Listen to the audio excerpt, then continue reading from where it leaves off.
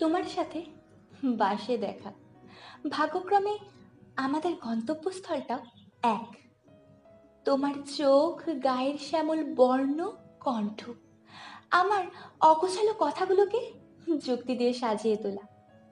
এতদিন নিজেকে সামলেছিলাম, হ্যাঁ আটকে ছিলাম তো, তুমি সামনে আসার আগে পর্যন্ত। আর পারলাম না, বিশ্বাস করো, আর পারলাম না। বলে ফেললাম, ভালোবাসবে, ভালোবাসবে আমায়। তুমি জানলার দিকে তাকিয়ে খোলা আকাশ দেখালে।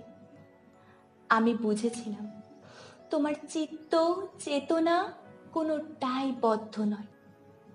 তুমি মুক্ত বাতাসে সুখের সন্ধানে। তাই তো সেদিন বলেছিলাম, তুমি সুখ যদি নাহি পাও, যাও সুখেরও সন্ধানে যাও।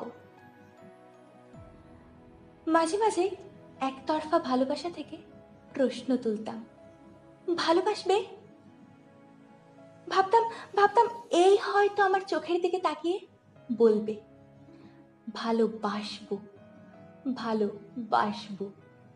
কিন্তু না, বারবার উত্তরটা একই আসতো।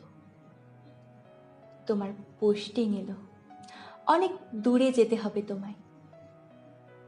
এবার পথটাও আর এক থাকবে না, গন্তব্যস্থলটাও আলাদা।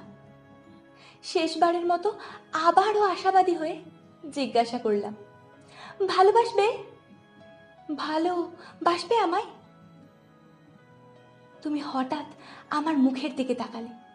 আমার মন তখন সমুদ্রের ঢেউয়ের মতো উত্তাল, কোনো কিছু একটা শোনার অপেক্ষায়। কিন্তু তোমার চোখ আবারও জানলার দিকে গেল।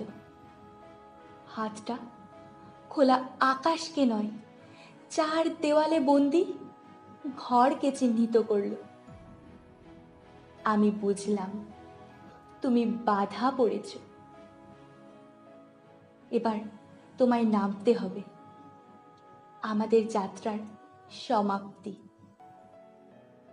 আবারও শেষবারের মতো একতরফা ভালোবাসা থেকে, শুধু একতরফা ভালোবাসা থেকে বলতে চাইলাম, যদি আরো কারে ভালোবাসো, যদি আরো ফিরে নাহি আসো, তবে তুমি যাহা চাও তাই যেন পাও, আমি যত দুঃখ পাই গো।